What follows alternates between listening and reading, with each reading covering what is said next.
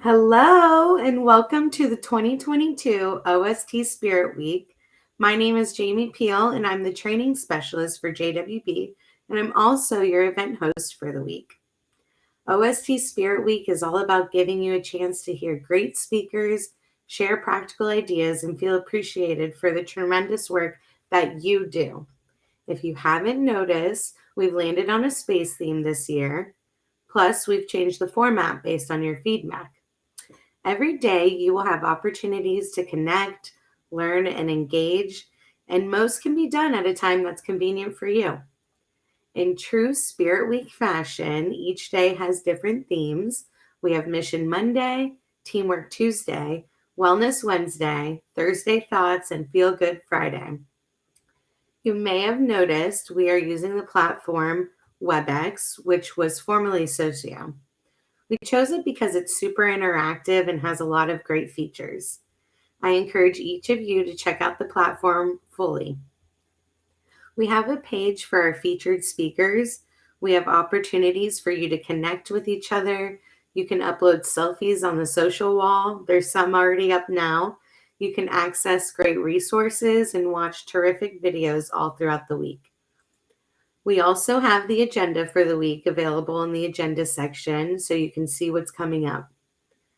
We have 2 live sessions this week, one today, right now, and Thursday morning at 10:30 a.m., all visible through this link. You can also download the app WebEx Events, not WebEx Meetings, on your phone and log in with the email that you use to register. We encourage you to participate in the chat for Q&A, share photos and quotes on the social wall, and redeem challenge points. Now, with the challenge points, each time you attend a session, check out a feature on the platform or participate in a daily challenge activity, you can get points. The top 5 with the highest points will receive a prize package. Winners will be announced on Friday. As far as the social wall goes, let's give that a try now. Please post a photo of you and your team to the social wall so we can see who's out there. On Tuesday, Wednesday, and Friday, you can log into WebEx at a time that's convenient for you to watch the program. It's almost time for me to sign off, but before I go, I want to give a shout out to our wonderful ASL interpreters provided by JWB. Our fitting challenge word for Mission Monday is dream. You can enter this word in the challenge feature for points. All right, let's blast off the week, starting with a warm welcome from JWB's CEO, Beth Houghton. Good morning and welcome. I'm excited to help blast off our spaced theme out of school time Spirit Week, starting today with Mission Monday. We have an incredible lineup of speakers and activities planned, and I'm honored for JWB to once again host this annual professional and personal development event. This week is all about igniting new ideas and possibilities, and each day will bring exciting opportunities for you to connect, learn, and engage. It's been a tough few years, and JWB greatly values your resiliency and commitment to kids. In the wake of the pandemic, we recognize the sacrifices, long hours, and challenges you've faced. From the onset of COVID, we've worked closely with your leadership to keep programs whole and the doors open when possible. And together, we've pivoted when necessary to ensure the needs of children and families were met in a timely way. We are also working with our out-of-school time agencies to help stabilize and support their workforces, which is you. Delivering this annual event signifies just how much we value your professional and personal growth, and I'm delighted to share that we have a record-breaking 600 participants registered this year. In keeping with this year's theme, You are the commanders of your spaceships, and the youth are your crews. They look to you for wisdom, guidance, encouragement, and support. You help them dream big, soar to new heights, discover their potential, explore new opportunities, believe in themselves, and most of all, shine. What an amazing and awesome job you do in shaping young lives. Speaking of awesome, did you receive your swag bags this morning? Each item is imprinted with the phrase, "We don't do average, we do awesome." So appropriate in describing the work that you do and the difference that you make. We've also provided some sweet treats for you, including moon pies. We included this 100-year-old treat in honor of our first keynote speaker, astronaut Nicole Stott, who is truly out of this world. Nicole has enjoyed a 28-year career with NASA as an engineer and astronaut. During her time in space, she crewed 2 space flights and spent over 100 days aboard the International Space Station. And a fun fact about Nicole is that she grew up in Pinellas County and graduated from Clearwater High School. Nicole is not only a NASA astronaut, but she is also an aquanaut, an author, and an artist. And this morning, she will be joining us live from the NASA Space Center. So it is now my pleasure to welcome Nicole Stott to kick off Mission Monday with her presentation, Dream Big.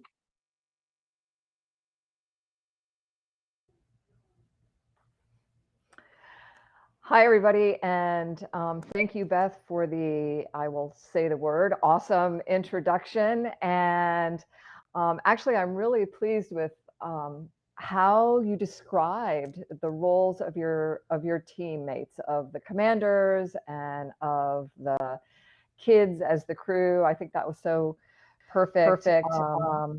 I am really thankful for the Juvenile Welfare Board's invitation today, and especially for this to be something that is so close to home for me. I mean, literally, I did grow up in Clearwater as a Pinellas County person, and I can tell you I am so happy after 20 years in Houston to be back in Pinellas County, this time in St. Petersburg, but absolutely so thankful to be able to be back in Florida. And I am really happy to discover the work that you are doing and this idea of out of school time programs.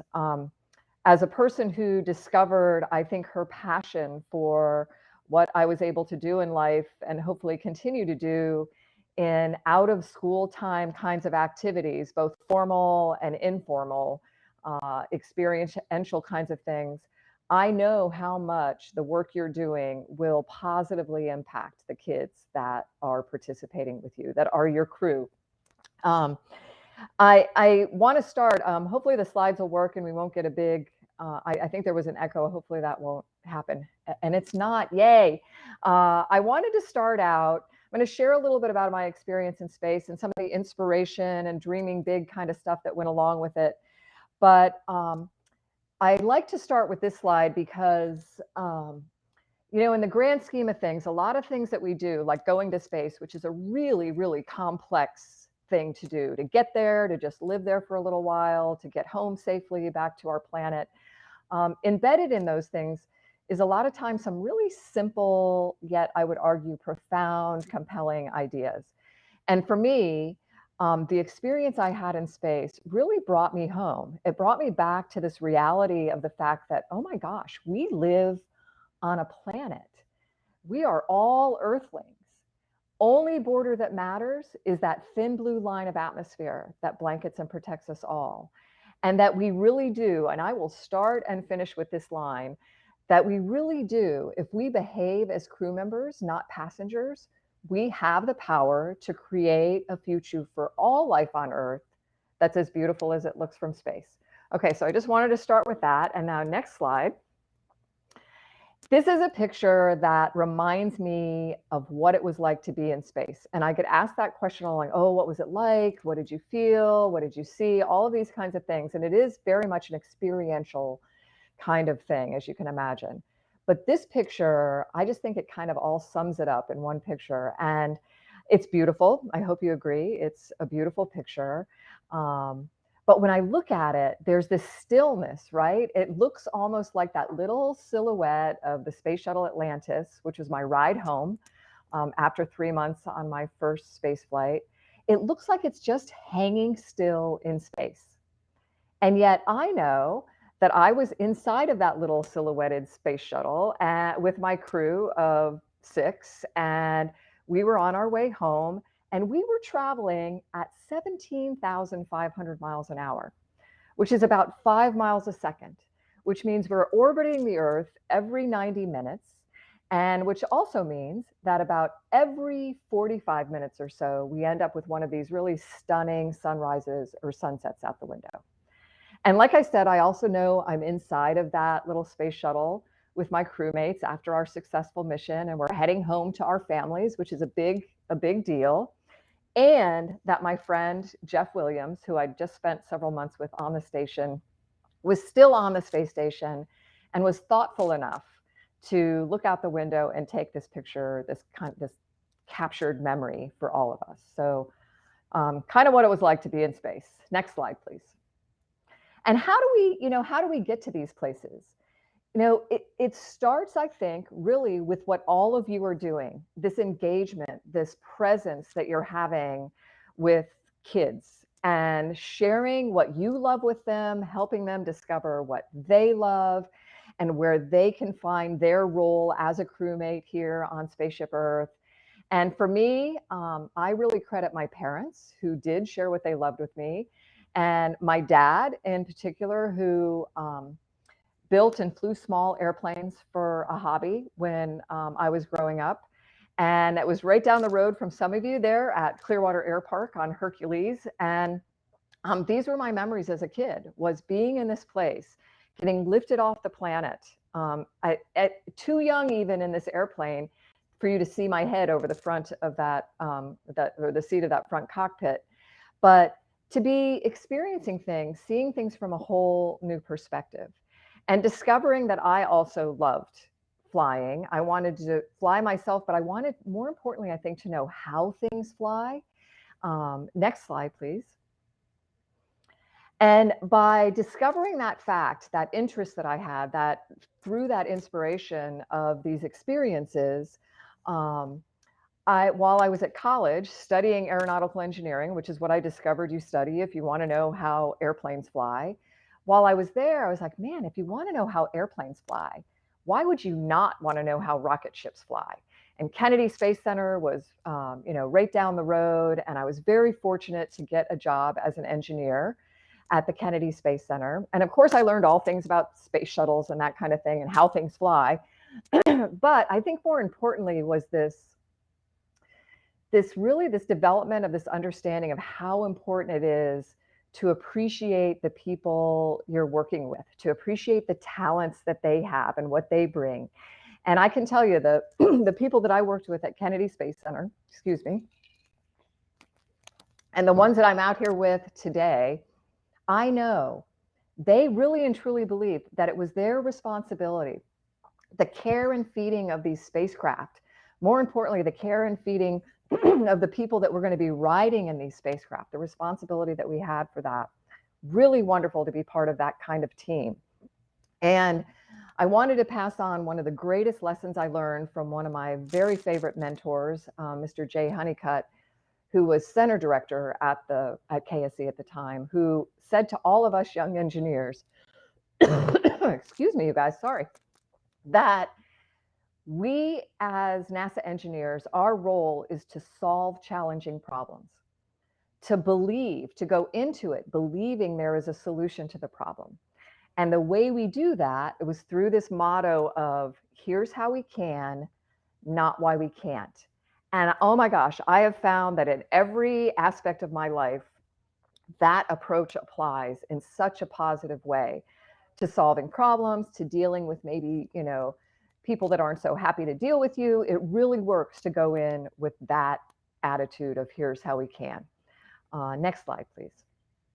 I'm gonna try to speed it up here too.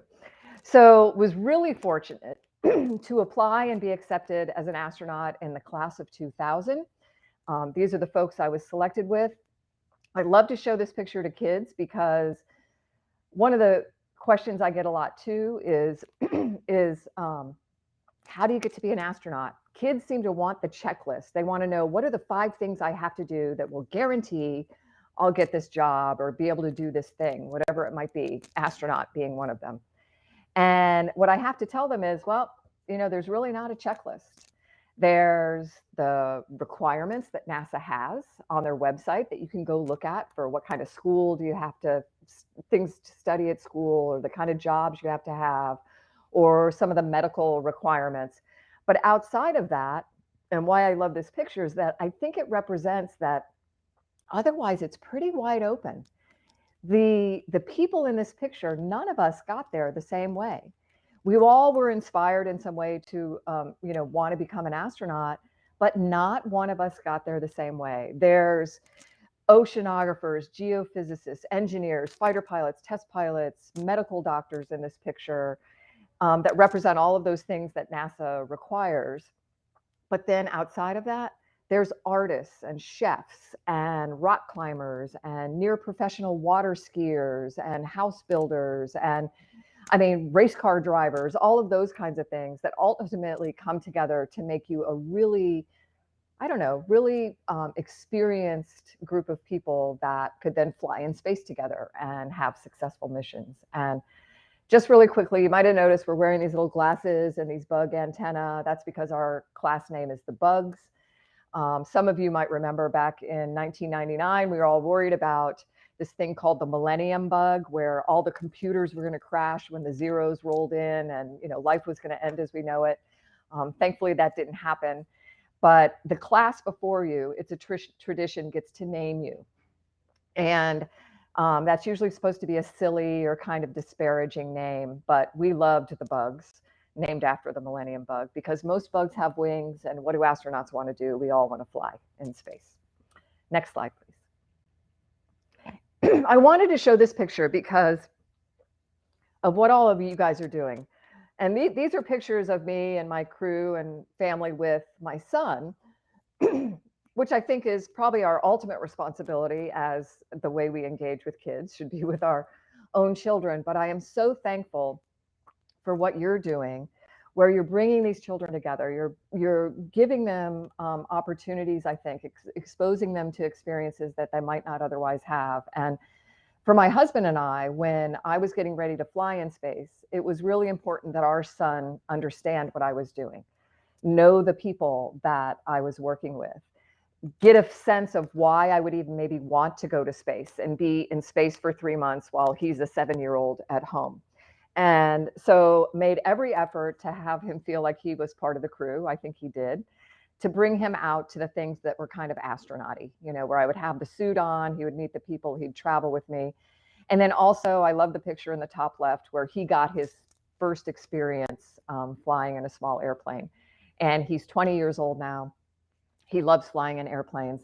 I don't know if he'd ever say yes to being an astronaut, but it's kind of cool to watch how his joy, his love of things, his passions have developed as a result of just being able to have these experiences. Next slide, please. In preparation for going to space, sadly, we don't get to learn to fly in space by going to space. So although there is a lot of on-the-job training once you get there, but we go off and do all kinds of what we call expeditionary training, which really, in short, is teamwork building. How do we work as an effective, happy crew in these extreme environments? And one of the places, which absolutely is the best analog, I would say, to living in space, was to go live underwater. And I had the opportunity to do that with my crew. We spent 18 days underwater at the Aquarius habitat, which I will just put another shout out to Florida. This facility exists. It's off the coast of Key Largo. Sits about 60 feet underwater. It's run by Florida International University. And I don't know if you guys are ever able to do field trips, but The folks at that facility, at least on the top side, welcome visits from schools and kids to see what they're doing. And as you can imagine, living underwater in a place where you're at one point you're not able to just swim to the surface if something goes wrong. You have to deal with anything that's going wrong, as it will, in that place. It is the perfect analog to what it's going to be like to fly in space. And it also, for me personally, was this opportunity to experience Earth in a whole new way, to be immersed in it. And we sometimes joke that, we got to go and live in inner space to learn to live and work in outer space. Next slide, please. All right, and where I went both times in space, I traveled both times on the space shuttle, but my destination was the International Space Station, which is just absolutely a masterpiece in space.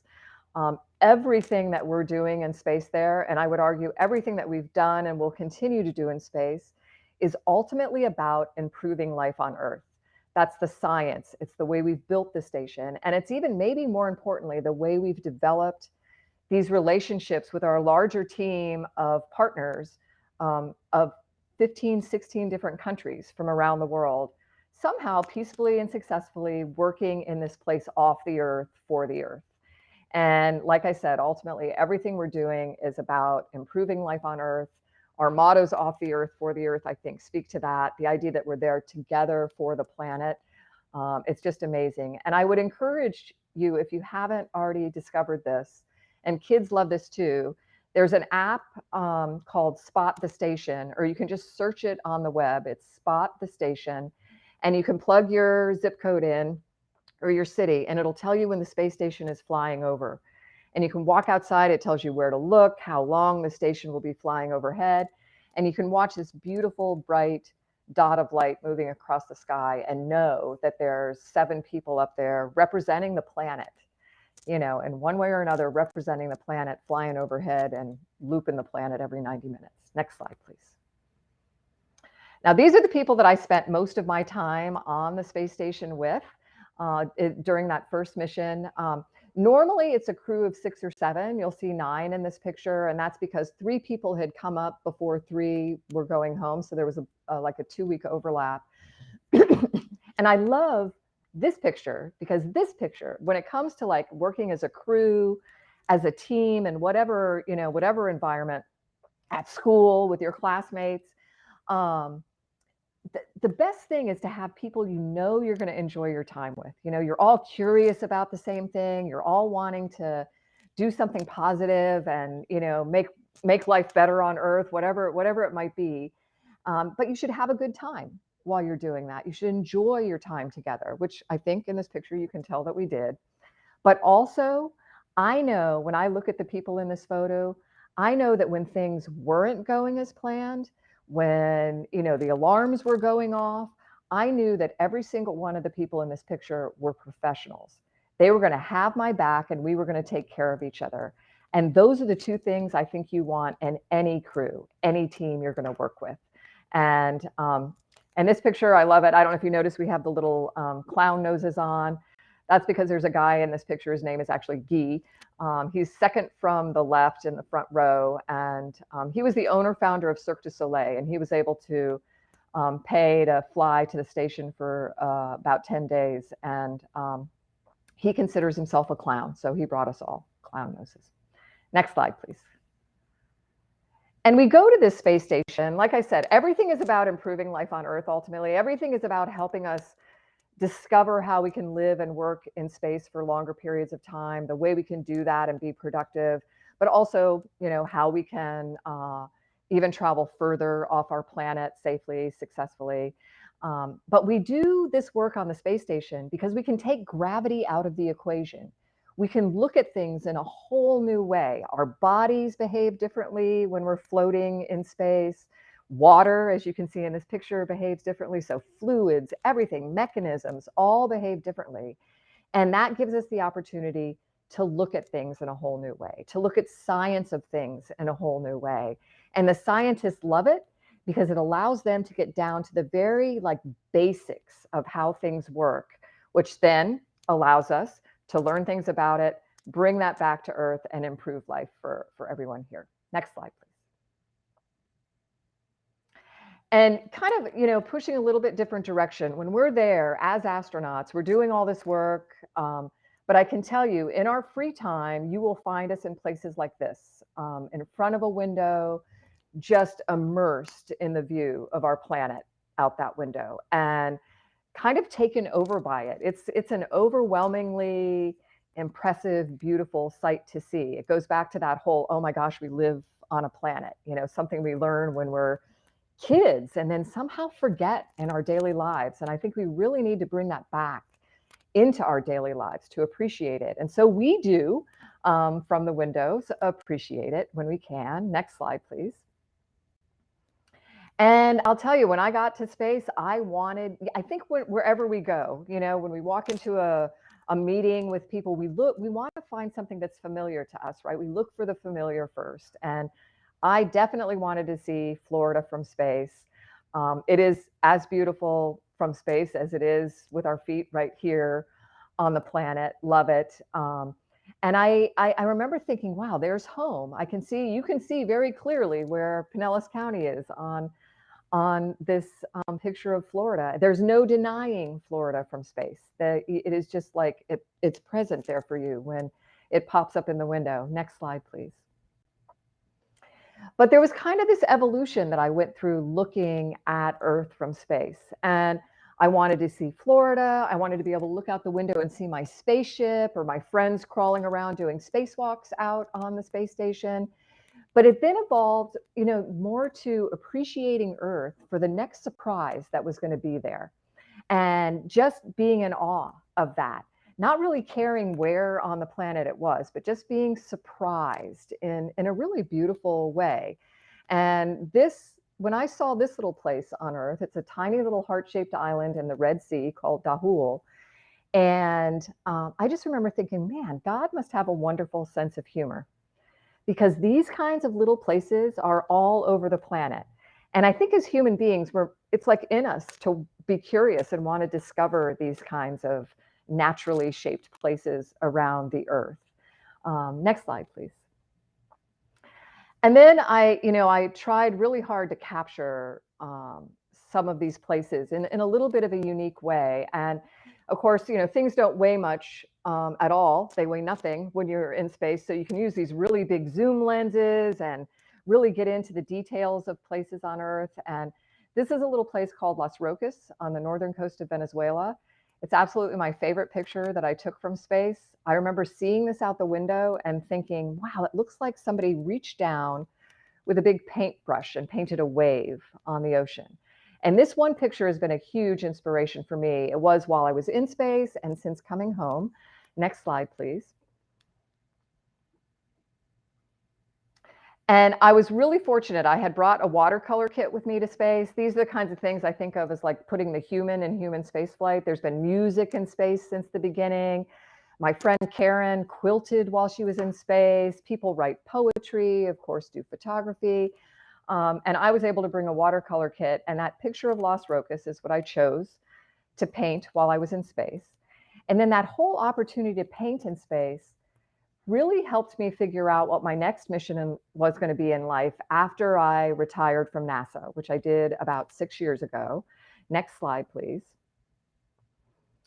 And this whole transition to taking what I really considered to be a hobby, which was art and creating things, painting a watercolor in space, has really helped me discover really what I think is my next mission in life, working with kids. Well, I'm so thankful for what you guys are doing too.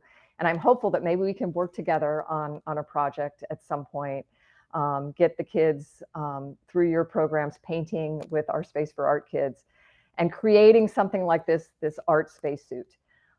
We work mostly with kids in hospitals and refugee centers and orphanages and some schools around the world, but it's just been amazing to see how, per our motto, we really are, and I think you guys are doing too. It's like being partners in purpose, really motivated that way, that we can unite a planetary community of children through the awe and wonder of space exploration and the healing power of art. And it's amazing the kind of partnerships you can develop along the way to make that happen. Next slide, please. This is just a little video. It's about a minute long. It shows the way that we've done some of this. And then I love the end of it where you can see one of the spacesuits actually flying around on the space station. I think we have to hit the button. Oh, there you go. Awesome. So these are two of the suits, Unity and Hope, that we created, traveling around the world, painting with the kids. They each create their own little individual piece of art on canvas. And then our partners who have volunteered with us since the very beginning at a company called ILC Dover, which builds the spacesuit that I did my spacewalk in, they quilt all of that art together. And then we've had the opportunity a couple times to send the suits to the station, have my friends up there wear it, talk with the kids down here on Earth, around the world, through our mission control centers. And then they get to see that suit that's come together in kind of this planetary community project come to life for them on the station. It's just awesome. And every astronaut that sees these suits now, and the ones that have worked with us, they're like, why can't our suits be this colorful? You know, why do we have to wear these white suits? But we'll get there one day. I think we'll all have custom suits at some point. Next slide, please. I know I'm probably going way over time, you guys. I'm wrapping it up now. So, you know, I showed you that picture of Florida from space. This is another picture of Florida from space. I think there's no denying when you see Florida kind of, you know, scooting in there from the right side of the picture that Florida is part of a planet. And I transitioned very quickly from this idea of thinking about Florida as my home to thinking about Florida as this really special part of a planet that's our home. I think it's one of the most uniting things that we can do is to think about our home as planet Earth. Next slide, please. And when we travel in space, whether it's as humans, you know, having gone the farthest so far to the moon, where we still see Earth as Earth out the window, or it's with the robotic missions that have gone on for years. And a recent one, this is a picture of a recent mission called Cassini that went to Saturn, and we learned all kinds of new things about Saturn and those iconic rings of Saturn. But always, the favorite picture is the one that we are in. And we are in this picture too. That little dot of light below that bottom ring of Saturn is us. We want to know. I mean, it's like in us to want to know who and where we are in space together. And these kinds of pictures, I think, do just a beautiful job of reminding us again that we live on a planet in space. Next slide, please. And so I wanted this, I think, is another little video. It's about 3 minutes long. And this whole idea of home and of us being crewmates on Spaceship Earth, I think this does it beautifully. It gives you also a little bit better look into the work on the space station and the kinds of things we're doing there.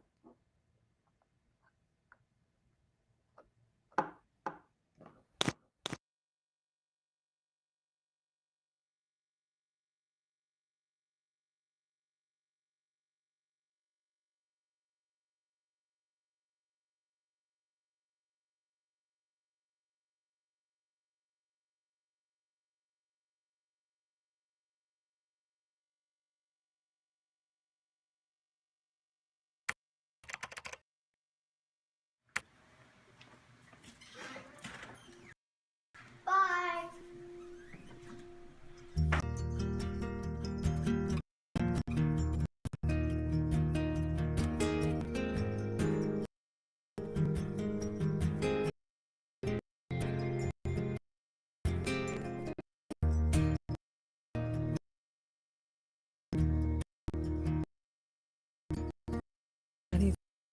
Miles from here, it's a life beautiful horizon.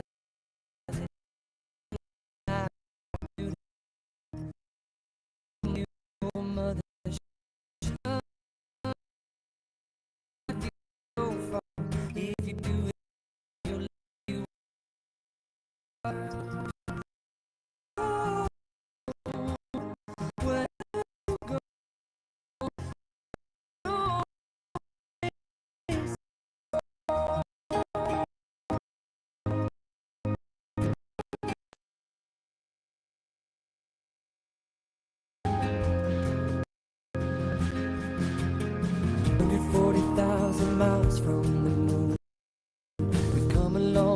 that belong here to share this sweet night, a glorious night. Over the horizon.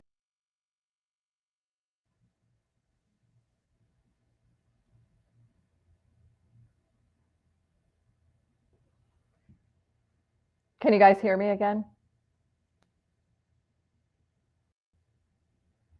I think so. I think I see our, yeah, great. Okay. So I know when we stream, the videos don't always play real well. So I'll send you guys the link to that video and actually to another one that I think you'd enjoy, both of which I think you would enjoy sharing with the kids too. So I'll do that, but I'll just close now. I'm sure I probably went over time and I apologize for that.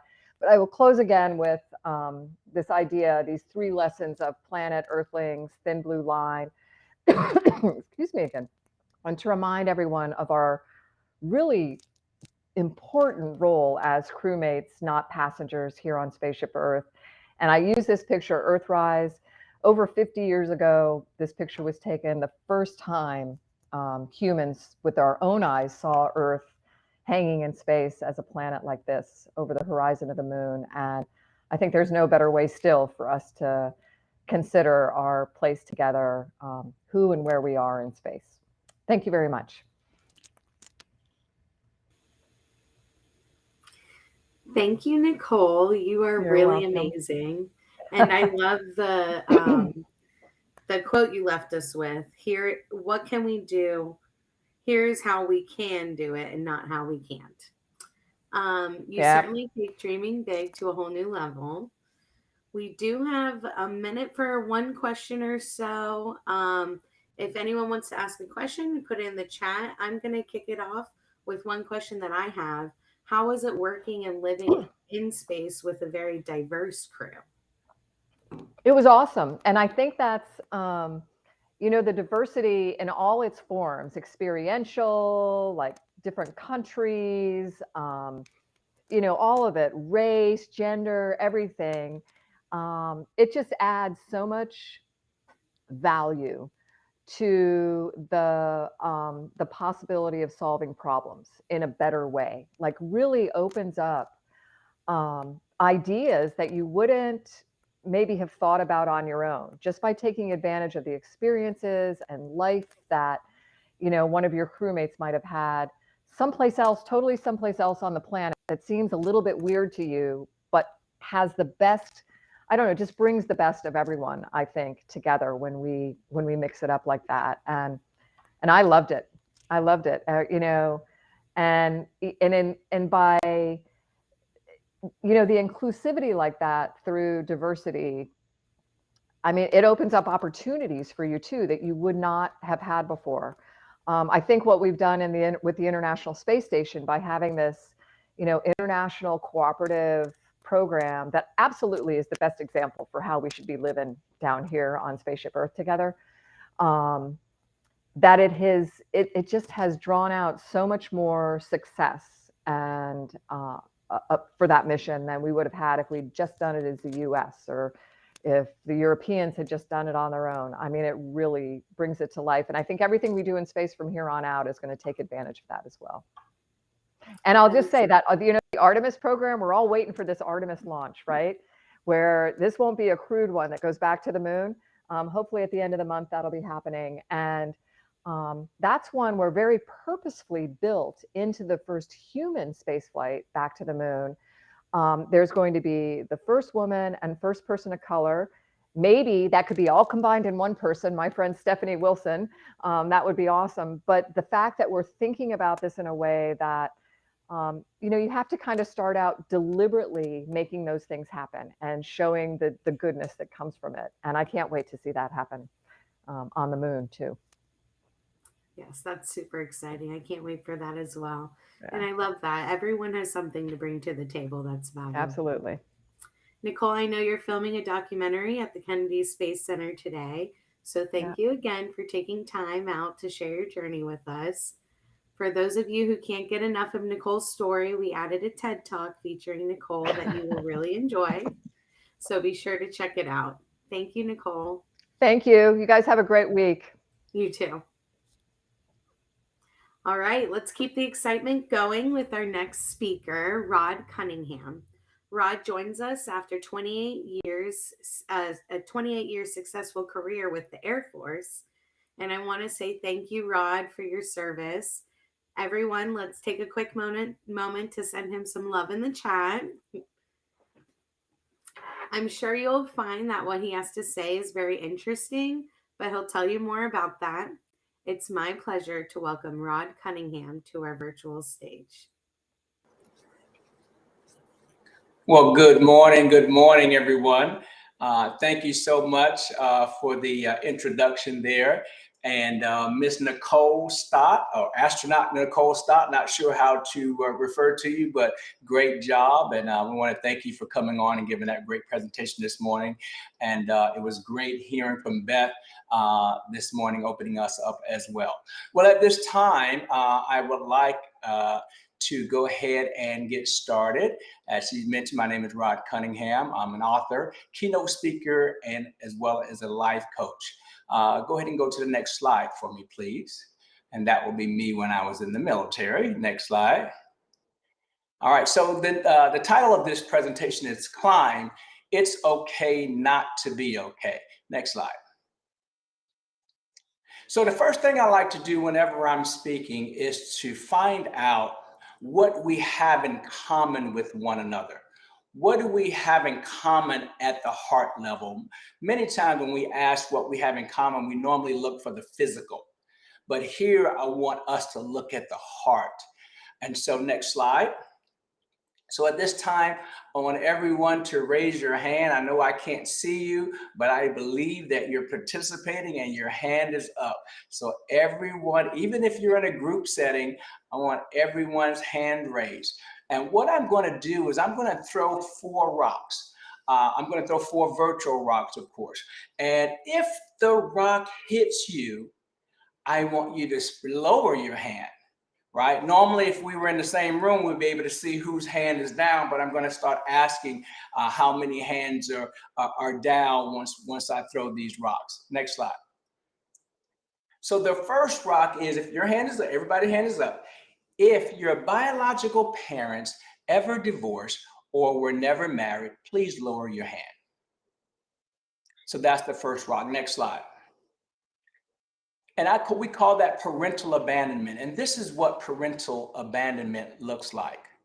Next slide. Rock number 2, I want you to lower your hand if someone passed away who you truly love. A child, parent, grandparent, aunt, uncle, sibling, friend, even if you've had an abortion, I want you to lower your hand. Also, if your parents currently have a terminal illness, I want you to lower your hand. So with the first 2 rocks, seeing that we have 2 rocks to go, I would like to see whose hand is still up. How many people, I need you to go into the chat and say, my hand is still up, or just put still up. Still up. Go into the chat and put still up if your hand is still up after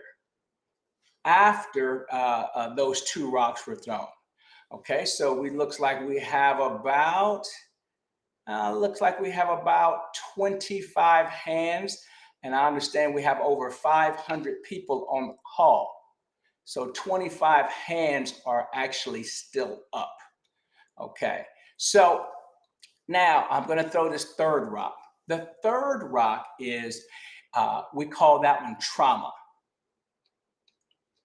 So trauma, I want you to lower your hand if you've ever been in a bad car accident, ever been touched inappropriately, ever saw your father strike your mother, ever saw the police hurt anyone in your family, or anything of that nature.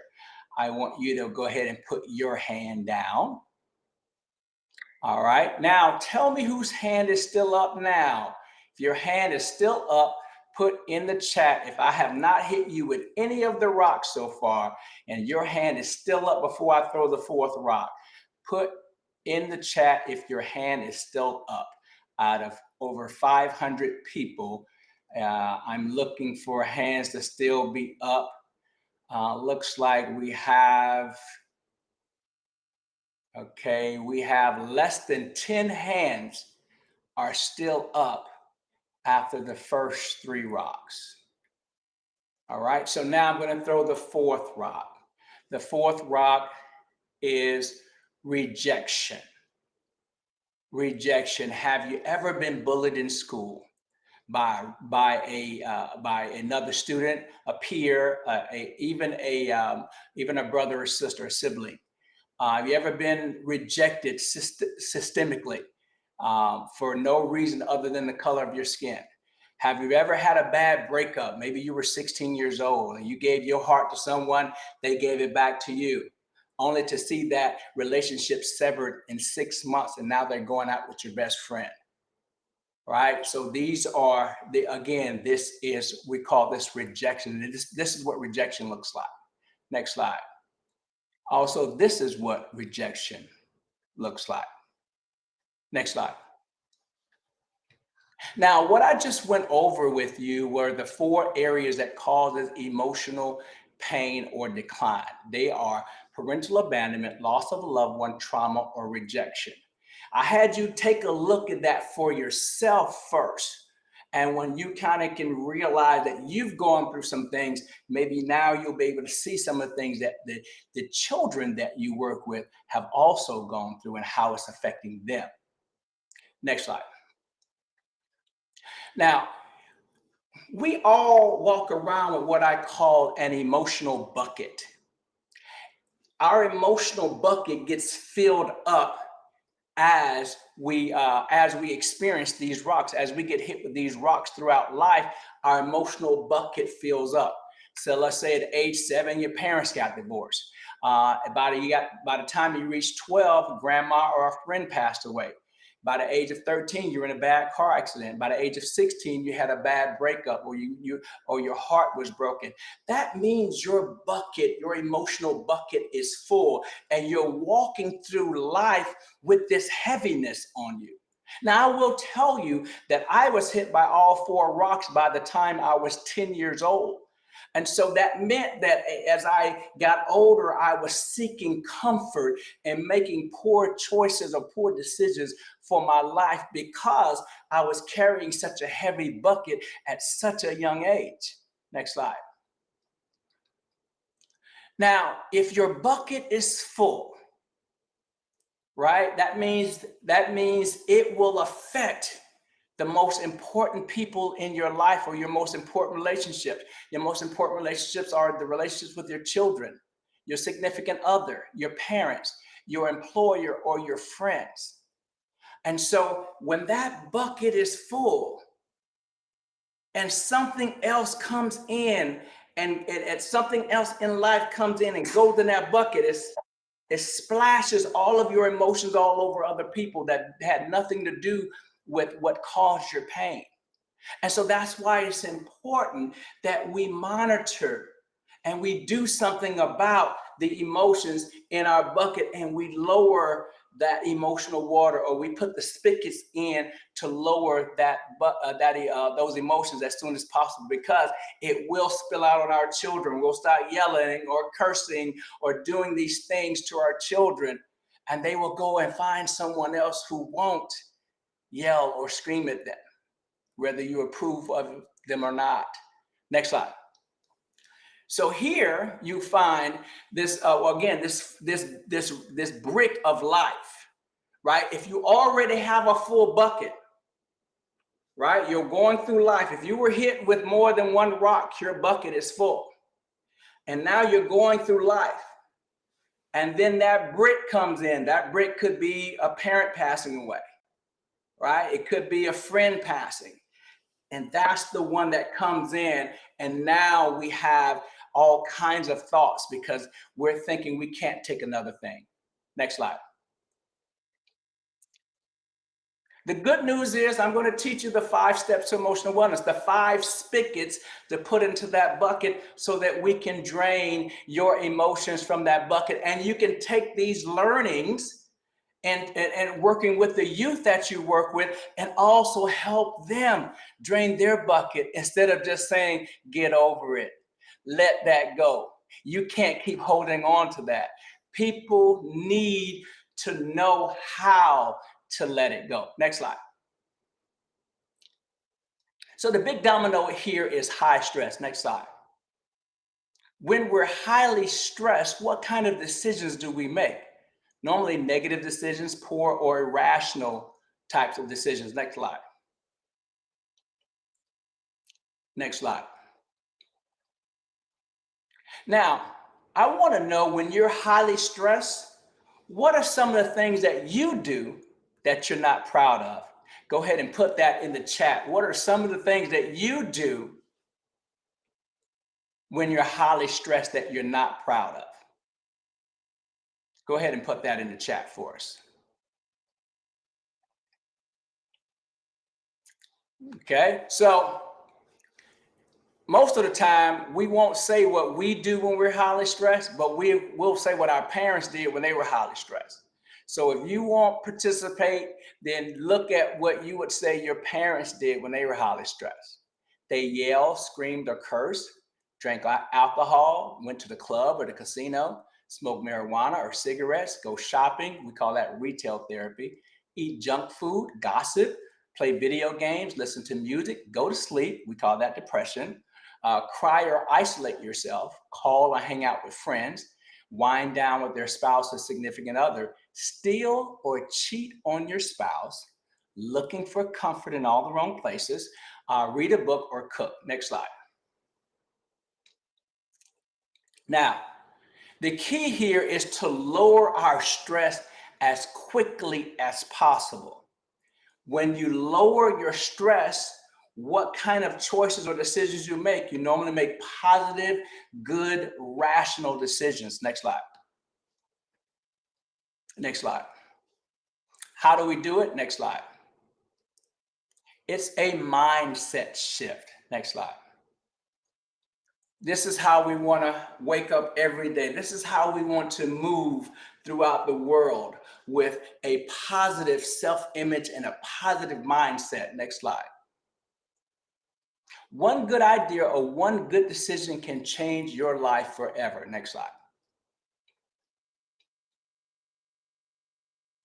This guy here, he has an idea. Next slide.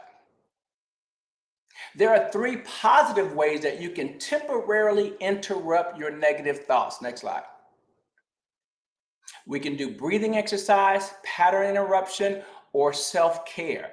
So let's try the breathing exercise. So let's say that you're highly stressed, you just got some bad news, or you suffer from anxiety, you imagine that something is going to be worse than it is, even though it may never happen. But we're going to do some breathing exercises. So I need you guys to breathe with me.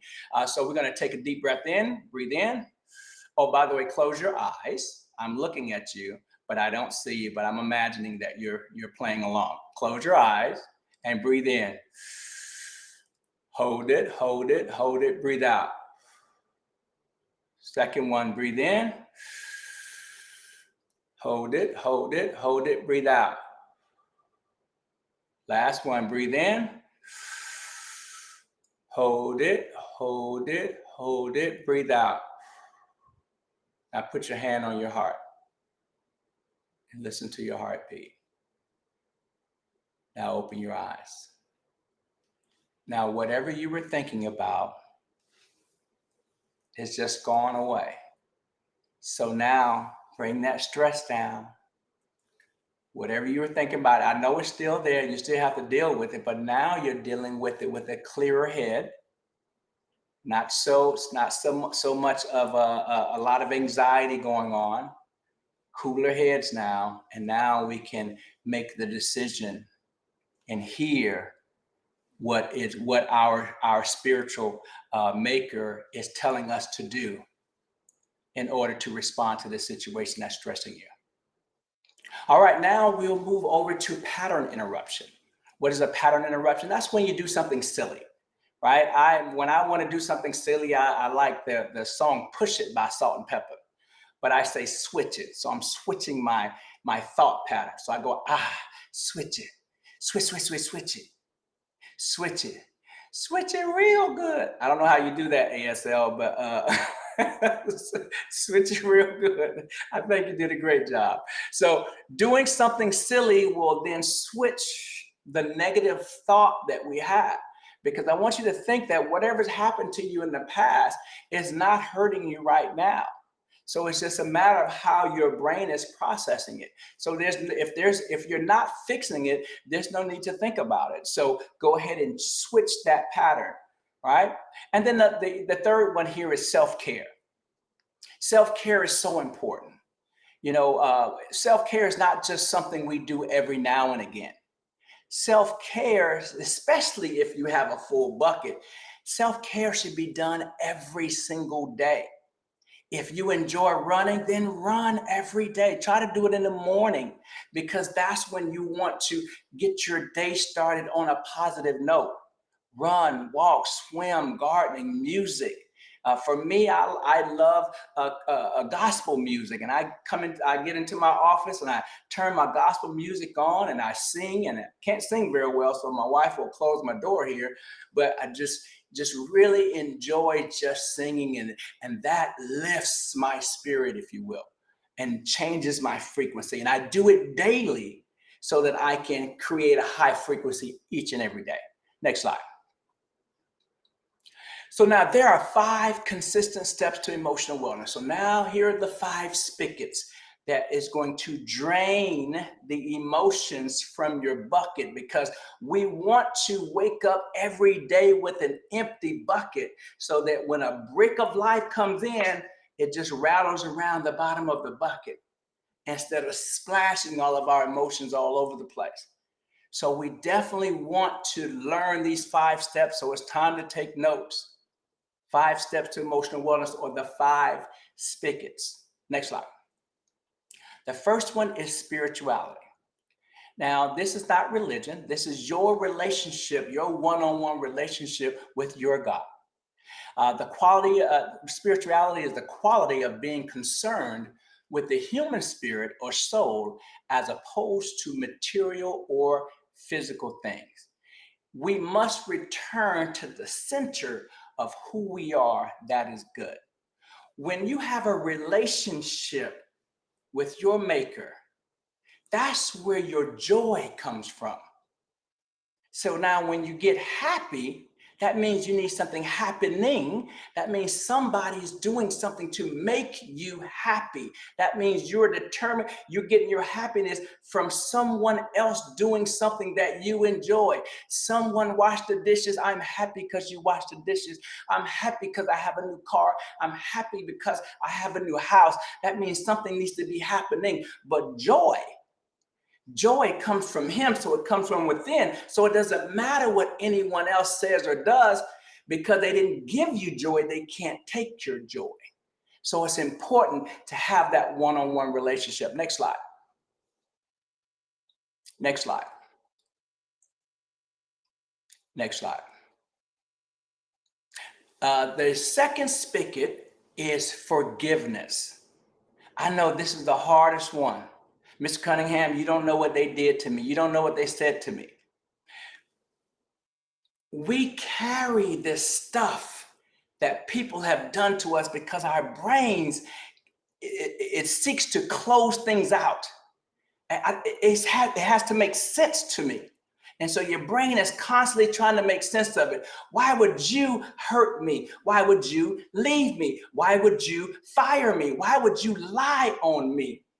Why would you die on me? Why would you do something to me? My brain is constantly trying to figure it out. So that means that there could be 35 or 40 things in your life that your brain never figured out. So it's like doors open in your brain. So you have 35 doors open, which means anything could trigger those doors or trigger those thoughts, right? So you're just going along and you smell something, you see something, you hear something, triggers you, puts you in a negative mood, right? Because you have all these doors open. And the only way to close all of them in one swoop is to forgive them. Forgive them all. Forgive the teacher who said you weren't going to be anything. Forgive everyone. Next slide. And number 3 is counseling. We must get the therapy that we need. Our friends are not counselors. Our spouses are not counselors. It's not fair to your friends, your parents, or your spouse to always have to lift you up. They want to enjoy you and your gifts too. So go to your therapist to get that kind of stuff, and let your friendships and your relationships be just that, fun and exciting. So go and get the therapy you need. I recently lost two people who were very close to me, two mentors. One was Reverend Watson Haynes, Pinellas County Urban League president. And another one was a friend of mine from the military, one of my mentors. And they died within a week of each other. And so my friend from the military died before Mr. Haynes.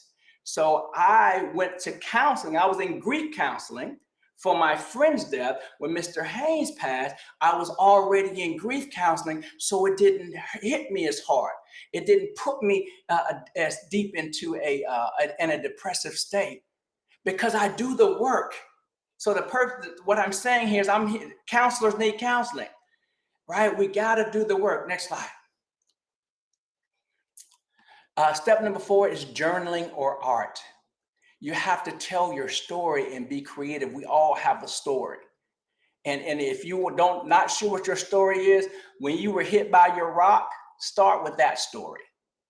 We all have a story. And so write that book. Next slide. I want you to start writing. Next slide. Write a book. Next slide. Write a poem. Next slide. Write a movie. Next slide. Write a song. Next slide. Draw or paint. Do a painting of something that is, that tells your story. All right, next slide. And then step number 5, or spigot number 5, to drain that bucket, is purpose. And I am so happy that I am on the line with over 500 people who understand their purpose in working with the youth. I congratulate you.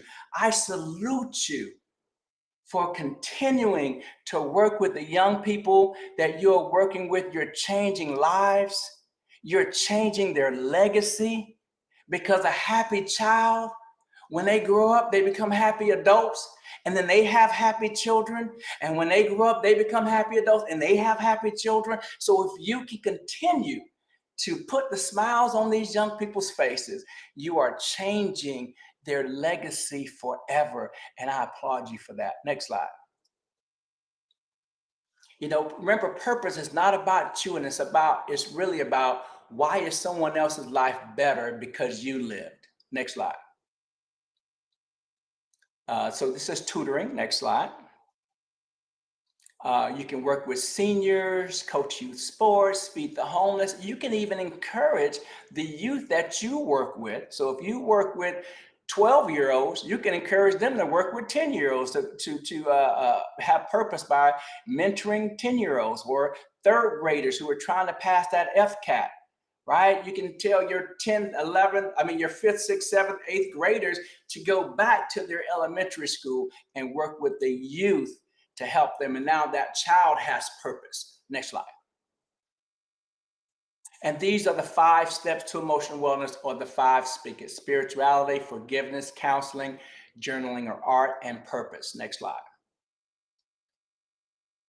And so here is, where you see the 4 areas that cause emotional decline, right? And whenever you experience any of those, you're supposed to take action. Just like I mentioned, when I lost 2 friends, I took action. Actually, when I lost the first one, I took action, which means the counseling. I had already forgiven everybody, but I continue in my purpose of giving back to youth in our community. Next slide. So the name of this conference, or this week's conference, is Dream. We have to make a decision.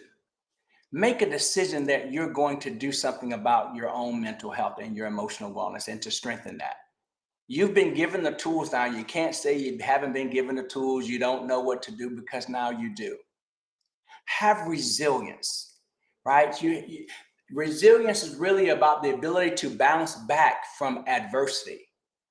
Again, you have the tools you need to do what you need to do. Excellence, E for excellence. In the military, one of our core tenets was excellence in all you do. Be excellent in everywhere you go. Somebody's always watching you. Someone is always looking to find out what kind of person you really are. Be a person of excellence. If someone gives you too much money, give them back the money that they gave you, right? Don't create a habit of cheating, stealing, or lying. People are watching. Kids are always looking for someone to believe in. Let that be you. Action. Take action. We must take action if we want to continually live our best life. I tell people, people may look at my life and my life with my wife and my kids and my grandkids. I'm living my best life, but it's work. I get up every day on purpose, to do the things that I need to do to keep my mindset together. So we'll go into mindset. I like to call that frequency. Monitor your frequency. If someone says you're a little edgy today, don't get edgier. What you mean I'm edgy, right? Don't get edgier with them. Pay attention to what they're saying to you and take that to heart and say, okay, well, let me do some self-care. If you're at work, maybe you need to go out and take a little walk. Hopefully, maybe you buy some water. You can go out and walk on the water and come walk and experience the water and come back into the office. Get some fresh air. Right? But don't get mad when someone says your frequency is a little off. Are you okay? You're a little down. And in closing, I'll say this. My wife and I, we believe highly in frequency. So when we get up in the morning, I ask her, I say, good morning. I'm listening for her frequency. If she says, good morning, I'm like, okay, it's going to be a good day. Her frequency is up. My frequency is up. But every now and again, I may wake up at a 5 and she's at a 10. The idea is to bring me up to a 10 with her. So if I'm not picking up on it, she's saying, Rod, your frequency is down, sweetheart. Maybe you ought to turn your music on. Maybe you ought to go do some sit-ups and push-ups. Maybe you ought to walk the neighborhood. She's encouraging me to bring my frequency up to meet hers. Because if I stay here too long, guess what? She's coming down with me. I don't understand what's wrong. I don't understand why you act like that. You just woke up like that? Did I do something?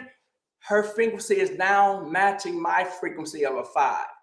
But we don't do that. We work very hard to match our frequencies at a 10, which means we're living a very happy life. Next slide. Thank you very much. And I open the floor to questions. I'm Rod Cunningham. Appreciate you. All right, it's time for questions. You can add them in the chat. Thank you, Rod, for your great strategies. I love the takeaway of like a happy child creates a happy child, and that we set the tone. We're in charge of ourselves, and we can set the tone and vibes of our everyday. All right, my bucket's feeling a bit lighter after those breathing exercises. We have some time for Q&A. I'm going to look for some questions now. But I do have one for you. What can I do if I'm around someone who brings me down every day and I just can't get away? What do you do if someone you're around brings you down and you can't get away? Well, one of the things that you can do is try and understand their bucket. If they're bringing you down, they probably have a full bucket. And their full bucket is bringing them down, hence they're bringing you down. Right? So what we want to do is to change the way we look at the person, because everybody is just a human being trying the best that they can do with what life has given them. And sometimes life has given us a lot of harsh stuff. I'm really quick to say, if someone's ever lost a child, give them some grace. That's the biggest heartbreak you will ever experience in your life. And so we normally give someone a break if they're going through a divorce, right? Jim just slammed his hand on the desk in the room, and he walked out, and he's going through a divorce. Oh, okay. We kind of know that really pulls on our emotions, but we need to be that generous with other areas as well. So when you look at a person differently, the person changes. So if you have a scowl on your face every time they comes in, oh, this person gives me the creeps, right? You're automatically setting the tone. Your frequency just came down here, and guess what? That person is going to come meet your frequency. So try and keep your frequency up no matter what, because joy, I ain't gonna preach now, joy comes from him, not from him, but from him. And so if we know we have that joy, and then we have to learn to empty our own bucket so we have some compassion for what other people have gone through, then what you'll end up finding is that person will change. Because if they're trying to rile you up, they will see that they can't. And if they're just being mean, they will start to pick up their frequency before they even come in your office. Because they know that when they walk in, sometimes they may even come around you because they're trying to get their frequency up. Does that answer your question? Yes, it does. Awesome. Good vibes only, right? I'm sorry? Good vibes only. Yes, exactly. It's contagious, I tell you, when you have when you do that, when you have that frequency. When I go to the grocery store, people are just like, hey, who are you? Do I know you? Or it's like people are attracted to you when your frequency up. When your frequency is down and you walk up to people and you say, yeah, my wife left me, and my kids are acting up, and you're like, oh, it was nice meeting you. You take care. Dude, you're pulling my frequency down, right? But when it's up, people are attracted, that people want to be around you. Now, I do see, where can we get more information with Rod Cunningham? Books, blogs, podcasts, etc. I do have 2 books that I wrote called Climb, CLIMB. You can find them at chooseclimb.com. That's CHOOSE. CLIMB.com. That's where you can find my books. I do also run a podcast every Thursday morning for the Tampa Bay community. It's a faith and wellness podcast. And I can get that information over to Jamie, and she can get that out as well. Thank you, Rod. Yes, we will be sure to share that with everyone. And we also will share your emotional wellness model as well. Thank you. Thank you very much. Are there any other questions? Yes, we do have one more. Love your energy, Rod. What is the biggest challenge you find with kids? So the biggest challenge I find with kids is, unfortunately, 10 years ago, I knew 2 people who had been touched inappropriately. Today, I know 195. And that's because from this presentation alone, they begin to open up. That I can find out if a child has been molested, I can find out within a 5-minute conversation. They will actually open up to me about it. And all I do is ask them, is their bucket full, right? And I go through those 4 rocks. And then when they say, oh, I say, well, which one hit you? They'll say, oh, well, it was trauma. Oh, sorry to hear that. What kind of trauma did you experience? Oh, I was touched inappropriately. Oh, I'm so sorry. Does anyone know? Did you report it? Well, no, not really. I don't even know what I'm telling you right now. Normally that kind of stuff will come out. That's really the toughest piece, because now I have to find out who their leaders are, right? So, if the program leader, if I'm speaking to a rec center, or if I'm speaking to a school or what have you, I want to now find their leader so that something can be done to get the child the help that they need. I had one young lady tell me, I was actually speaking at an Urban League summer youth program a few years ago, and she pulled me out, and because she was always wearing her hoodie, and she would never take off that hoodie. She's always, walking around like that. And she pulled me out one day. She says, I don't know why I'm so angry that my brother is going to jail. My 19-year-old brother is going to jail. She was 16 at the time. My 19-year-old brother is going to jail because he molested me most of my life. And so those are the toughest things that I, because I opened this up, I now have to deal with, what comes. and making sure that I have the right resources to offer that child before I even go into that organization and speak. I want to make sure that that they, that I understand the reporting procedures for that organization, because I'm not trying to blow up anyone's family or blow. I want to make sure that that you all have certain things in place. And so I hope all the people who are on this line do have some kind of reporting procedures in place, because you will get those kinds of conversations that'll happen. And that's the hardest thing I have to deal with. Thank you, Rod. And thank you for being a champion for those children. They need Thank you. You have some really great advice. And I want to say thank you again for your service and for sharing your time and your great knowledge with us. We really appreciate having you here today. All right. Thank you very much. You guys have a great day. Take care. Bye-bye. Yeah. That's it for today, folks. Don't forget to tune in tomorrow for Teamwork Tuesday. We have 2 great presentations lined up. You can tune into this virtual 20-minute session anytime after 8 a.m. tomorrow.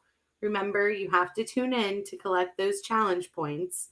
Enjoy the rest of Mission Monday. From JWB Command Control, over and out.